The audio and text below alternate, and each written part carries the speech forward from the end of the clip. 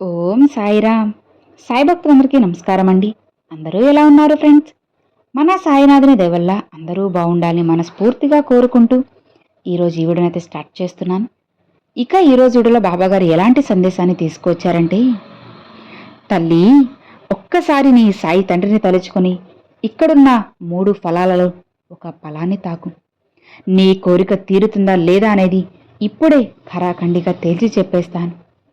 ఈ 3 పండ్లలో ఒక పండుని తాకి నీ అదృష్టం ఎలా ఉందో, నీ జీవితం ఎలా మారబోతుందో, నీ కోరికలు ఎప్పుడు నెరవేరబోతున్నాయో ఇలా అన్నీ ఒక్కొక్కటిగా నీ సాయి తండ్రి మాటల్లోనే తెలుసుకో. నీ బాబా నీకోసంగా, నువ్వు సంతోషంగా ఉండడం కోసమే ఈరోజు ఈ సందేశాన్ని తెచ్చేశాను.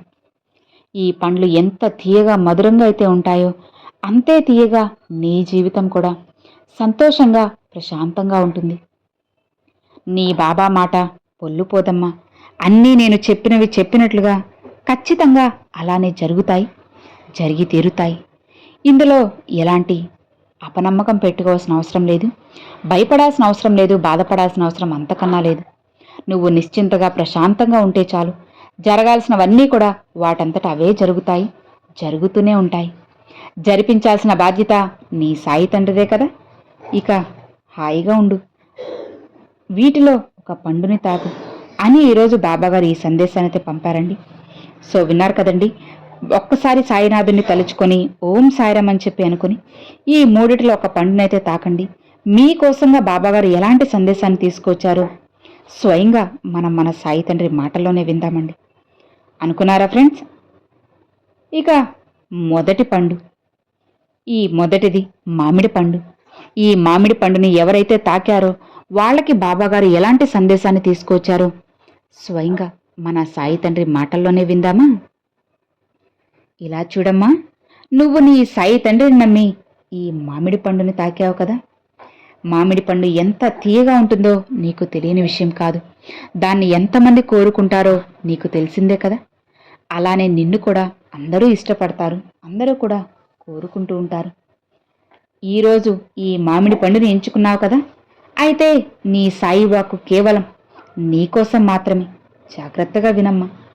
మనస్ఫూర్తిగా ఒక్కసారి కళ్ళు మూసుకొని నీ సాయిని తలుచుకున్నావు కదా. ఇక నీ జీవితం ఖచ్చితంగా మారబోతుంది. భయపడాల్సిన అవసరం అంతకన్నా లేదు. కాకపోతే చాలా కాలంగా నువ్వు ఒక పెద్ద సమస్యతో పోరాడుతున్నావు కదా. అవును కదా. నీ చుట్టూ ఉన్న వాళ్ళే నిన్ను మోసం చేసేశారు, అవునా? నీ నమ్మకాన్ని ఒమ్ము చేసేశారు, నట్టేట కలిపేశారు. ఇలా ఒంటరిగా మిగిలిపోయావు కదా. బాబా, నేను అందరికీ మంచి చేయాలనుకుంటున్నాను కదా, నాకే ఎందుకు ఇలా అన్యాయం జరుగుతుంది అని నువ్వు రోజు కన్నీరు పెట్టుకుంటూ ఉన్నావు కదా. నిజమే తల్లి, నీకు రావాల్సినవన్నీ కూడా నీకు దూరం అయిపోతూ ఉన్నాయి. డబ్బు లేదా నీకు దక్కాల్సిన గౌరవం ఇంకొకరికి వెళ్ళిపోతుంది. అందుకే కదా నువ్వు చాలా బాధపడుతున్నావు. ఉద్యోగంలో కానీ, వ్యాపారంలో కానీ, ఇంట్లో కానీ, బయట కానీ ఇలా నీది నీకు కాకుండా పోతుంది. అందుకే నువ్వు తీవ్రమైన ఒత్తిడిని ఎదుర్కొంటున్నావు, అవునా? ఏం చేయాలో తెలియక ఒక దిక్కుతోచని స్థితిలో పడిపోయినా. అవును కదమ్మా. నీ మనసులో ఒక కోరిక కానీ లేదా అనుకున్న పని కానీ జరుగుతుందా లేదా అంటూ ఒక ప్రశ్న నీ మనసులో ఉండిపోయింది. అందుకే నీ సాయి చెబుతున్నది ఒక్కటే, ఎప్పుడూ కూడా అధైర్యపడకు. నీకు తోడుగా నీ సాయినున్నాను కదా. ఏ సమయానికి ఎప్పుడు ఏది జరగాలో, ఏది జరిపించాలో అన్నీ నీ తండ్రికి తెలుసు. అన్నీ నేను చూసుకుంటాను కదా. నీ కన్నీళ్లతో నా పాదాల్ని కడిగేశావు. నిన్ను కష్టపెట్టిన వాళ్లకు కాలమే సమాధానం చెబుతుంది. నువ్వు అనుకున్న ఆ పని, ఆ సమస్య త్వరలోనే తీరిపోతుంది. కంగారు పడకమ్మా. రానున్న 11 రోజుల్లో నీకు ఒక శుభవార్త అందుతుంది. నీ శత్రువులు నీ ముందే తల దించుకొని పోయేలా నేను చేస్తాను. నిశ్చింతగా ప్రశాంతంగా ఉండు. నేనే వాళ్ల తలలు వంచి నీ దగ్గరకు తెస్తాను. ధైర్యంగా ఉండు బిడ్డ. నీ వెనక, నీ పక్కన నీ సాయున్నాను కదా. నీకు వచ్చిన భయమేమీ లేదు. కంగారు పడకు. కాకపోతే నీ పని జరగడానికి కాస్త అటు ఇటుగా కొద్దిగా సమయం పడుతుంది, అంతేనమ్మా. ఆ టైం వచ్చేంత వరకు కాస్త ఆగు చాలు. అన్నిటినీ జరిపిస్తాను. నిన్ను వేధిస్తున్న ప్రశ్నలన్నిటికీ కూడా సమాధానాలు జరిపిస్తాను. నీ పనులన్నీ జరిగేటట్లుగా నేను చేస్తాను కదా. నిశ్చింతగా ఉండు. నీకు నేను మాటిస్తున్నాను, ప్రశాంతంగా ఉండు. నీ సాయి నీకు తోడున్నారు కదా తల్లి.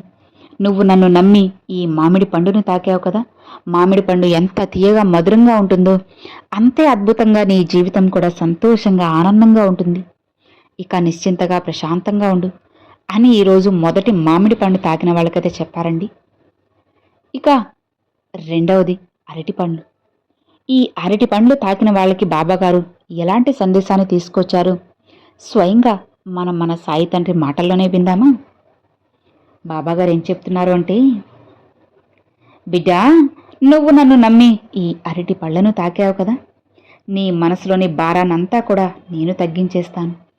చూడమ్మా, నీ మనసులో నువ్వేం కోరుకుంటున్నావో ఒక తండ్రిగా నాకు తెలుసు. నీ మనసులోకి నేను తొంగి చూశాను, తెలుసుకున్నాను. నువ్వు నీ గురించి, నీ కుటుంబం గురించి, నీ పిల్లల భవిష్యత్తు గురించి ఎక్కువగా చింతిస్తున్నావు కదా. ఇంట్లో ప్రశాంతత కరువైపోయిందని, చిన్న చిన్న విషయాలకే గొడవలు జరుగుతున్నాయని నా దగ్గర బాధపడుతున్నావు కదా. అవునా?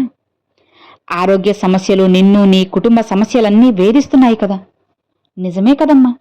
ఎంతో కాలంగా ఒక శుభకార్యం నీ ఇంట జరగాలని ఆశపడుతున్నా, కానీ ఏదో ఒక అడ్డంకి వస్తూనే ఉంది. ఇక్కడ అందుకే నీ సాయి వాక్కు అందించేశాను. ఇక నీ ఇంట ఉన్న నరదృష్టి, నకారాత్మక శక్తి తొలగిపోయే సమయం వచ్చేసింది. భయపడకు. ఇక నువ్వు అనుకున్న పనులన్నీ జరిపిస్తాను. ఇప్పటి వరకు జరగకపోవడానికి, నీ కోరికలు నెరవేరకపోవడానికి, ఇంట్లో ఏ శుభకార్యం కోసం ఎదురు చూసినా జరగకపోవడానికి కారణం ఆ నరదిష్టి, కనుదిష్టే తల్లి. జనాల యొక్క ఏడుపు, నరఘోషే దీనికి కారణం. నువ్వు ఎప్పటి నుంచో ఎదురు చూస్తున్న ఆ శుభకార్యం జరగకుండా వెనకబడి ఉండడానికి కూడా కారణం ఆ నరదృష్టే. ఇక అదంతా తొలగిపోయే సమయం ఆసన్నమైంది. ఇక నువ్వు ఎదురు చూస్తున్న ఆ శుభకార్యం త్వరలోనే నీ ముందు రాబోతుంది. దిగ్విజయంగా జరుగుతుంది. నీ సాయిని నేనున్నాను కదా జరిపించడానికి. నీ ఇంట్లో ఉన్న సమస్యలన్నీ కూడా నీకే తెలియకుండా చిటికెలో మాయమైపోతాయి. బాబా, ఇది నిజమేనా అని నువ్వు ఆశ్చర్యపోయేంతలా నీ జీవితాన్ని నేను జరిపిస్తాను. నీ కుటుంబంలో నవ్వులు పువ్వుల్లా విరబూయబోతున్నాయి. కిలకిల నవ్వుల శబ్దాలు కూడా వినపడబోతున్నాయి. నీ సాయి తండ్రి ఒక్కసారి మాటిచ్చేశానంటే ఖచ్చితంగా అది జరుగుతుందమ్మా. నువ్వు అనుకున్న ఆ కార్యం కాస్త ఆలస్యమైనా ఖచ్చితంగా విజయవంతమవుతుంది. నీ సాయిన్నాను కదా, భయపడకు. నీ కుటుంబం మీద, నీ ఇంటి మీద ఎప్పుడైతే ఈ నరదృష్టి, నకారాత్మక శక్తి పటాపంచలైపోతుందో ఆ క్షణంలో నీ ఇంట్లో అన్ని పనులు జరుగుతాయి. ఆ సమయం తీసుకుని వస్తాను. ఏ సమయానికి ఎప్పుడు ఏది జరిపించాలో నీ సాయికి తెలుసు కదా. నువ్వు దానికోసంగా భయపడాల్సిన అవసరం లేదు. ప్రతి గురువారం నా ఆలయానికి వచ్చి దీపం వెలిగించు. అలానే నా విభూదిని నీళ్ళల్లో కలిపి ఇంటి నలుమూలలా చల్లు.